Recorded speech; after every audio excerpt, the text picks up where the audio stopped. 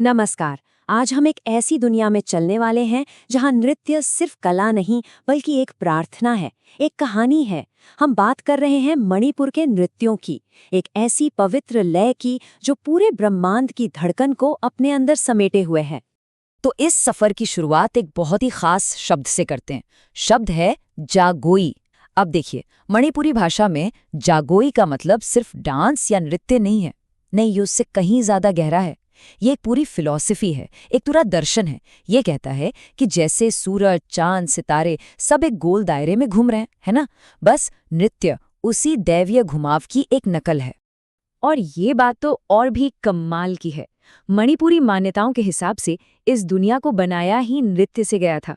सोचिए जरा, जब कुछ नहीं था, सिर्फ पानी था, तब देवी देवताओं ने नृत्य किया और उस नृत्य से ही धरती बनी। मतलब डांस सिर्फ एंटरटेनमेंट नहीं बल्कि क्रिएशन का, सृष्टि की रचना का एक जरिया है। इसीलिए ये इतना पवित्र माना जाता है। तो अब जो मणिपुरी नृत्य है ना, उसे हम दो बड़ी धाराओं में समझ सकते हैं, जैसे एक ही नदी के दो अलग अलग किनारे। एक तरफ है शास्त्रीय नृत्य की कोमलता और नजाकत, और दूसरी तरफ है लोक परंपराओं की जबरदस्त एनर्जी और आग। चलिए इन दोनों को थोड़ा और करीब से जानते हैं।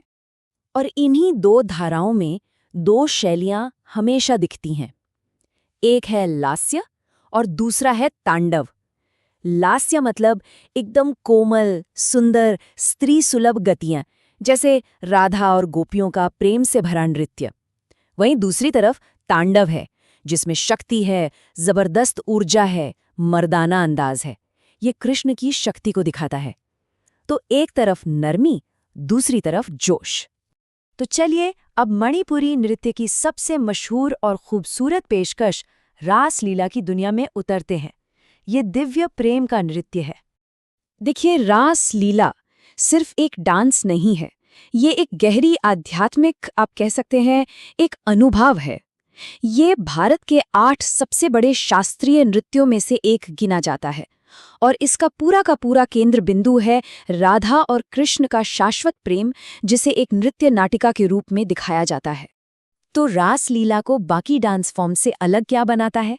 पहली बात, इसकी गतियां एकदम सपनों जैसी, लहरों जैसी, जैसे पानी धीरे धीरे बह रहा हो। दूसरी खास बात, इसका फुटवर्क। इसमें पैरों को जोर जोर से नहीं पटका जाता, इसीलिए डांसर घुंघरू भी नहीं पहनते। यहाँ पूरा ध्यान शरीर के फ्लो पर होता है, आवाज पर नहीं। और हाँ, ये खास कॉस्ट्यूम देखिए, इसे पुटलोई कहते हैं।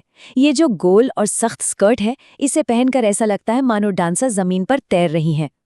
चलिए अब क्लासिकल स्टेज की नज़ाकत से निकलकर लोक परंपराओं की तरफ चलते हैं, जहां आपको प्राचीन रस्में और एक जबरदस्त जमीनी ऊर्जा देखने को मिलेगी। ये वो डांस हैं जो सीधे लोगों के जीवन से जुड़े हैं। इनमें सबसे पहले आता है लाई हराउबा। इसका सीधा सा मतलब है देवताओं का उत्सव। आपको याद है, हमने शुरू में बात की थी कि कैसे देवताओं ने नाचकर दुनिया बनाई थी। बस लाई हराउबा वही कहानी है जिसे हर साल डांस के जरिए फिर से किया जाता है, और ये रास लीला से भी कहीं ज्यादा पुराना है।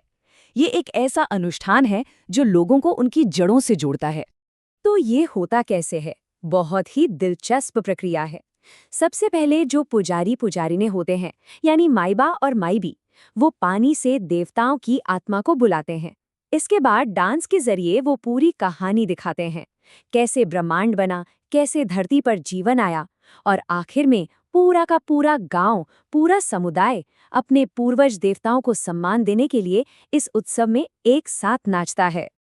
अब एक ऐसे डांस की बात करते हैं जिसमें एनर्जी मानो कूट कूट कर भरी है। इसका नाम है पुंगचोलुम। और ये देखिए, इसमें जो कलाकार हैं वो सिर्फ डांसर नहीं है, वो म्यूजिशियन भी हैं। वो नाचते नाचते इस पारंपरिक ढोल को बजाते हैं जिसे पुंग कहा जाता है। और इसके नाम का मतलब ही सब कुछ बता देता है, पुंग चोलुम, यानी ढोल की गर्जना। नाम सुनते ही वो जोश और वो ताकत महसूस होने लगती है ना?